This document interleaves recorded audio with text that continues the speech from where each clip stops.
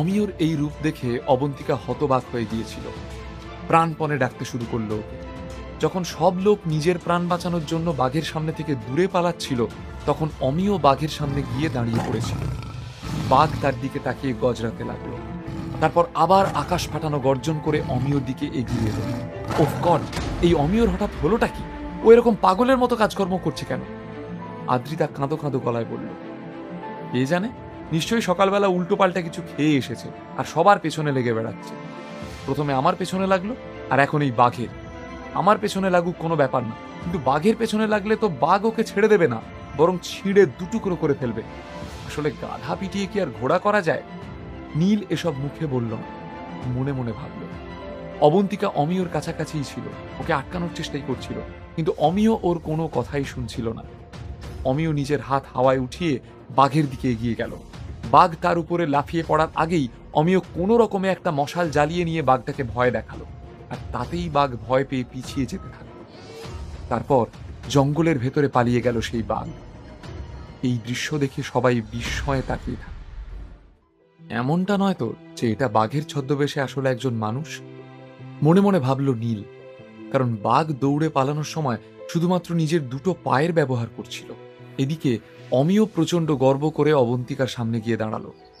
অবন্তিকা, তোমার ভয় পাওয়ার কোনো দরকার নেই। যদি আমি তোমার পাশে থাকি তাহলে বাঘ কেন, পাইথন, চিতা, ভাল্লুক যেই সামনে আসুক না কেন, কেউ তোমাকে কিচ্ছু করতে পারবে না। এই কথা শুনে অবন্তিকার মন ভালোবাসায় গদগদ হয়ে উঠল। সে মনে মনে ভাবল, অমিয় এত সাহসী! ওহ গড, আমি শুধু শুধু ওকে ভুল বুঝছিলাম। সেই সময় আদ্রিতা নীলের দিকে ঘুরে তাকালো। তার মনে একটা কাঁটা খচখচ করছিল। সে মনে মনে ভাবল, অবন্তিকার প্রেমিক কত সাহসী! বাঘকে সামনে দেখেও সে পালিয়ে গেল না, তার মোকাবিলা করল। কিন্তু ওর বর বাঘ দেখার সঙ্গে সঙ্গেই পালিয়ে যেতে চাইছিল। এসব ভাবতে ভাবতেই মনটা তেতো হয়ে উঠল তার। কি গো, কি হয়েছে? তোমার কি এখনো ভয় করছে? নীল আদ্রিতার মুখের থমথমে ভাব খেয়াল করল। না, কিছু হয়নি, নিচু গলায় বলল আদ্রিতা। এই পাহাড়ে যখন একবার বাঘ দেখা গেছে, তাহলে সেফটির জন্য আমাদের এক্ষুনি নিচে যাওয়া উচিত। কে জানে এখানে আর কি কি জানোয়ার লুকিয়ে রয়েছে। একটা কম্পিটিশনের জন্য তো আমরা আর আমাদের জীবনের ঝুঁকি নিতে পারি না। শালিনী বেশ ভয়ে ভয়ে বলল, আরে বাঘকে ভয় পাওয়ার কি আছে? যদি বাঘটা আবার ফিরে আসার সাহস দেখায়, তাহলে আমি ওকে মেরেই না হয় তোমাদের জন্য দুপুরের খাবার বন্দোবস্ত করে দেব। নিজেই নিজের পিঠ চাপড়িয়ে বলল অমিয়। মনে মনে ভাবল অমিয়, ওরা সবাই যখন এই পাহাড় থেকে নিচে নামবে, তখন ও আজ যেভাবে এই বাঘের মোকাবিলা করেছে, সেই খবর সবার মুখে মুখে ছড়িয়ে পড়বে, আর এক চান্সেই সে পপুলার হয়ে উঠবে। ঠিক সেই সময় শালিনীর মুখ হঠাৎ করে ভয়ে সাদা হয়ে গেল। কোনো রকমে সে কাঁপা হাতে সবার পিছনের দিকে ইশারা করে বলল, নাও, আবার একটা এসে পড়েছে, আমরা মনে হয় আর বাঁচব না। শালিনীর এই কথা শুনে সবাই পিছন দিকে তাকাতেই আত্মারাম খাঁচা ছাড়া হয়ে গেল সবার। এই বাঘটা আগের বাঘটার থেকে সাইজে প্রায় দ্বিগুণ। সবার থেকে মাত্র 50 মিটার দূরত্বে দাঁড়িয়ে রয়েছে বাঘটা। পালাও! তক্ষুনি পেছন ঘুরে সেখান থেকে পালাতে লাগলো শালিনী। এইসব আবার কি হচ্ছে? আমি তো শুধু একজনকেই বাঘ সেজে আসতে বলেছিলাম, এইটা আবার কোথা থেকে এলো? যাই হোক, আমারই লোক হবে, মনে মনে ভাবলো অমিয়। দৌড়তে গিয়ে হঠাৎই শালিনী মাটিতে পড়ে গেল। কি হলো? তাড়াতাড়ি উঠে পড়ো।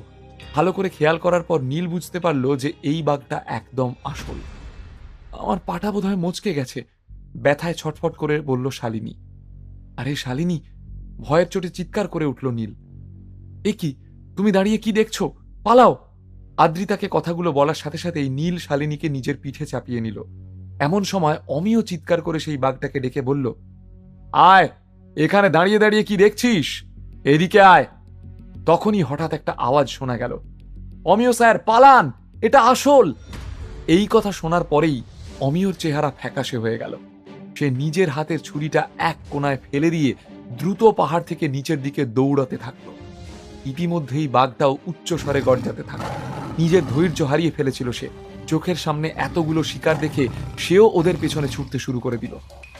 অমিয়, এখন তোমার ভয় করছে কেন? ছুটতে ছুটতেই জিজ্ঞেস করলো অবন্তিকা। ওহ গড, সত্যিকারের বাঘ এসে পড়েছে, এবার কি হবে?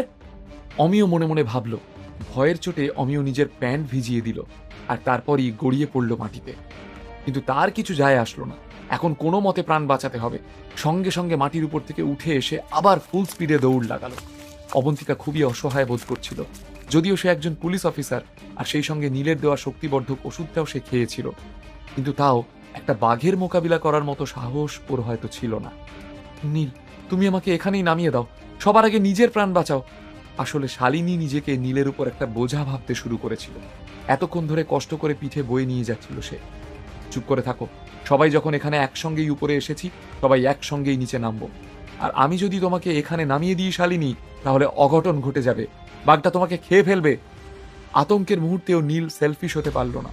নীলের কথা শুনে শালিনীর চোখে জল এসে গেল। ভীষণ ইমোশনাল হয়ে পড়ল সে, শক্ত করে জড়িয়ে ধরল নীলকে। ঠিক সেই সময় শালিনী মনে মনে সিদ্ধান্ত নিয়ে ফেলল যে আজ যদি সে বাঘের মুখ থেকে বেঁচে ফেরে, তাহলে সে আর কখনোই ভাববে না যে নীল বিবাহিত না অবিবাহিত। সে নীলের সঙ্গে জীবন কাটাবে। তাতে বাইরের দুনিয়া তাকে খারাপ ভাবুক, যাই ভাবুক, তার কিছু যায় আসে না। যদি আদ্রিতা রাজি না হয়, তাহলে শালিনী তার সঙ্গে লড়বে। তাতে শালিনীকে যদি কোনো রকমের অপরাধ করতে হয়, সে তাও করতে রাজি। হঠাৎ করে দাঁড়িয়ে পড়ল নীল। সে শালিনীকে নিজের পিঠ থেকে নিচে নামিয়ে দিয়ে পেছনে ঘুরে তাকালো। বাঘটা তাদের দিকে ভয়ঙ্কর গতিতে ছুটে আসছে। নীল জোরে জোরে শ্বাস নিয়ে শালিনীকে বলল, তুমি নিচে যাও। নীল, পালাও! শালিনী হঠাৎ কিছু একটা দেখে প্রচন্ড ভয় পেয়ে চেঁচিয়ে উঠল। কিন্তু নীল পালিয়ে না গিয়ে সরাসরি বাঘের সম্মুখীন হলো। তার হঠাৎ মনে পড়ল যে পেছনের পকেটে বড় ছোরাটা বের করল সে। এটা ও শিকার করার জন্য টেন্ট থেকেই নিয়ে এসেছিল। একটুও সময় নষ্ট না করে দ্রুত সেই ছোরাটা ছুঁড়ে মারল বাঘের দিকে। অনেক খেলা দেখিয়েছ বাঘ মামা, এবার ফিরে যাও নিজের ডেরায়। নীল গর্জন করে উঠল। তাকে দেখে মনে হচ্ছিল সে একাই 1000 লোকের সঙ্গে লড়াই করতে পারবে। বাঘ তার কাছে নস্যি। নীলের এই সাহস দেখে শালিনীর মনের ভালোবাসা আরো প্রবল হয়ে উঠল। এদিকে আদ্রিতা ভীত মুখে তাকিয়ে রইল সেদিকে। এদিকে সেই ছুরির আঘাতে বাঘের কিছুই হলো না। তখন নীল একটা বড় পাথর তুলল আর বাঘের মাথা লক্ষ্য করে তা ছুঁড়ে মারল। যন্ত্রণায় চেঁচিয়ে উঠল বাঘটা। নীল বাঘের সঙ্গে লড়াই করার জন্য কোনো রকম প্ল্যানিং করে আসেনি। তাই বাঘের হাত থেকে বাঁচার জন্য নীলকে ইনস্ট্যান্ট বুদ্ধি খাটাতে হতো। তাই ও সবার আগে বাঘটার মনোযোগ অন্যদের থেকে সরিয়ে নিজের উপরে আনলো। বিনামূল্যে গল্প শুনতে নিচের ইনস্টল বাটনে ক্লিক করুন এবং পকেট এফএম ডাউনলোড করুন। লিঙ্কটি রয়েছে ডেসক্রিপশনে।